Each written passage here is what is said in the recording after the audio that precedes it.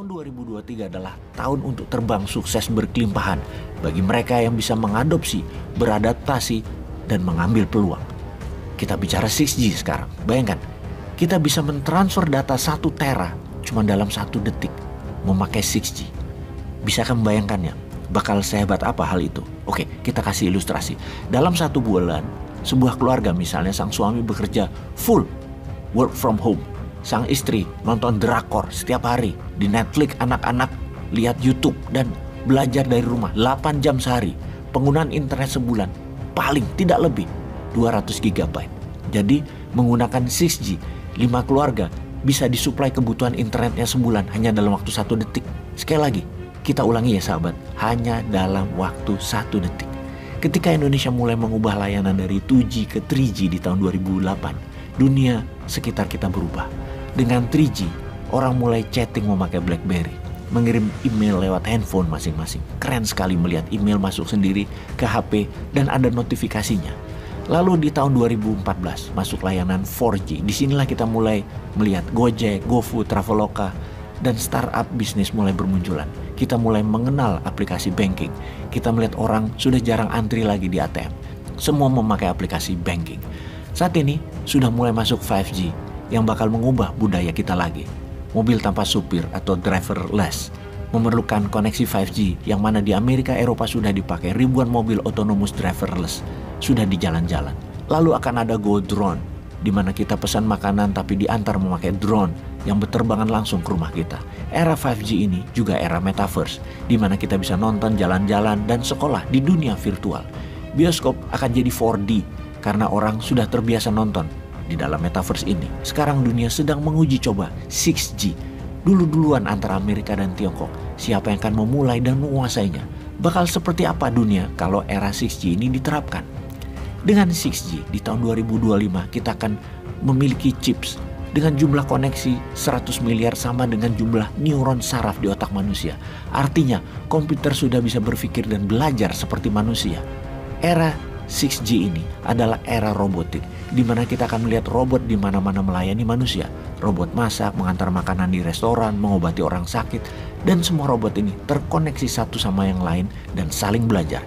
Inilah zaman yang harus diantisipasi oleh umat manusia, karena manusia tetap punya keunggulan dari robot dalam berpikir pakai 6G, karena manusia memiliki wisdom atau kebijaksanaan.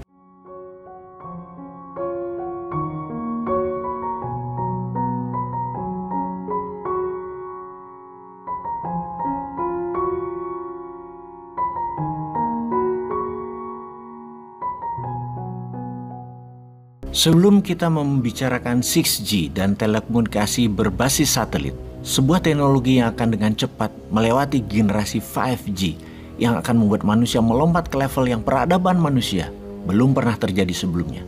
Kita tengok sebentar ke tanah air.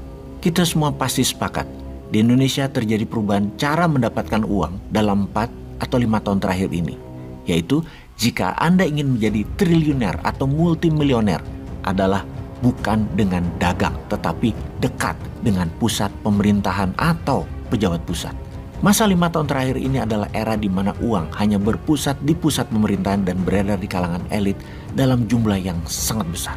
Oh maaf nih ya, kalau kalimat di awal ini membuat para pengagum pejabat sekarang, misalnya pengagum opung, pengagum pejabat yang membiarkan opung bermanuver walaupun melanggar banyak aturan, juga misalnya apa yang dilakukan adalah merugikan nation, namun karena menguntungkan pejabat di sekitarnya juga mempertebalkan kantong keluarganya, ya didiamkan aja dan Anda menjadi sebel sama bosman karena kalimat bosman super nyindir. Maaf loh ya, habis banyak yang mangkel namun gak bisa ngomong nitip lewat bosman, ya saya sampaikan. Kita lanjut ya, bener deh, saat ini adalah periode yang selalu gaduh, apa aja gaduh. Habis maunya banyak sih, minta jabatan diperpanjang lah, yang dibungkus pura-pura rakyat yang mau, padahal pejabat yang mau. Anggaran COVID tidak teraudit jelas, 1.000 triliun kemana aja. Tambang nikel habis, uangnya bukan buat rakyat tapi dibilang kita lah yang untung. Hutang menumpuk dibilang aman lah, dan banyak lagi. Bernegara selama ini menjadi tidak menarik karena bukan adu otak bersaing karya positif terjadinya. Namun berkarya hanya satu yang boleh, yang sejalan dengan pemerintah pusat. Sementara dalam berkarya, negaranya digiring dengan hutang yang alhamdulillah hanya naik 5.000 triliun. Naiknya jumlah hutang tersebut, kalau di swasta, kalau Anda pinjam 1 triliun dalam 5 tahun harus sudah balik modal. Ini pinjam 5.000 triliun yang harusnya 5 tahun lagi hutang itu lunas dan kita punya aset produktif yang menghasilkan 1.000 triliun income per tahunnya. Kenyataannya gak jadi hal yang produktif, hanya jadi sebuah rupa saja atau bentuk, namun konsumtif. Rasanya pemborosan lagi, karena membangun memang tidak sesederhana main Lego. Bangun bangunan gedung gitu doang, enggak. Herannya lagi, hutang masih dibilang aman, masih dibilang bagus, masih jauh dibandingkan negara lain kok presentasi jumlah hutangnya dengan PDB nasionalnya.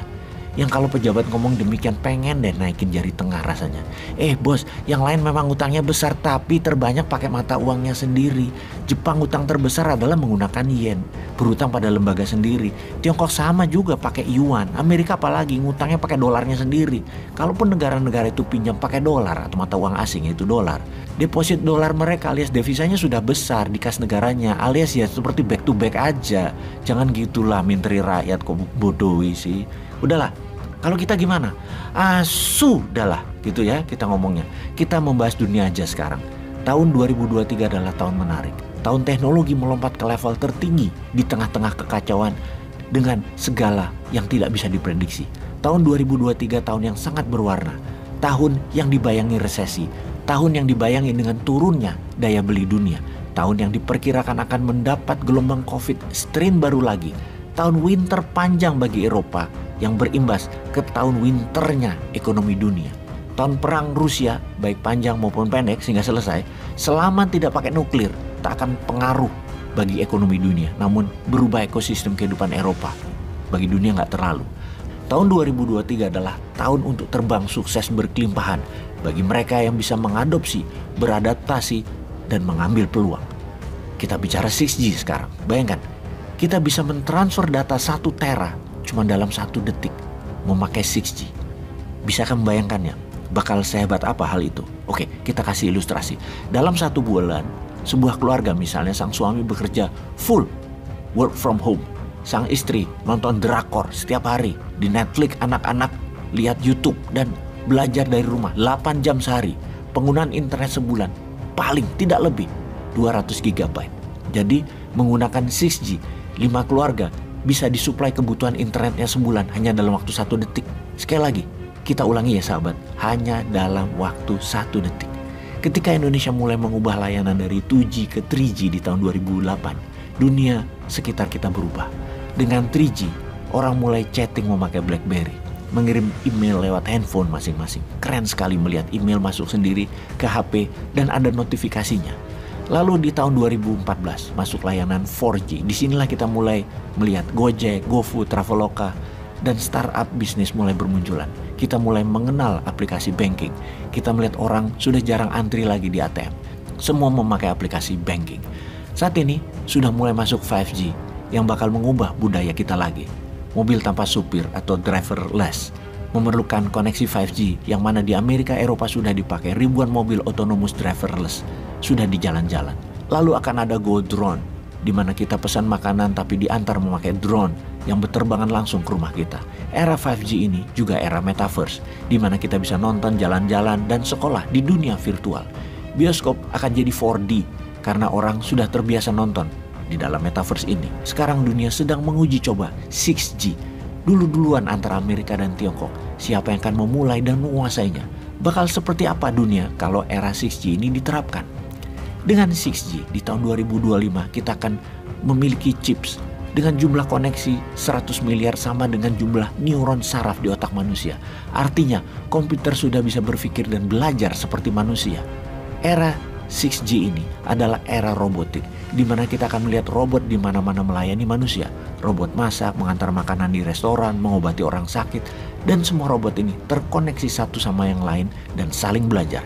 Inilah zaman yang harus diantisipasi oleh umat manusia, karena manusia tetap punya keunggulan dari robot dalam berpikir pakai 6G.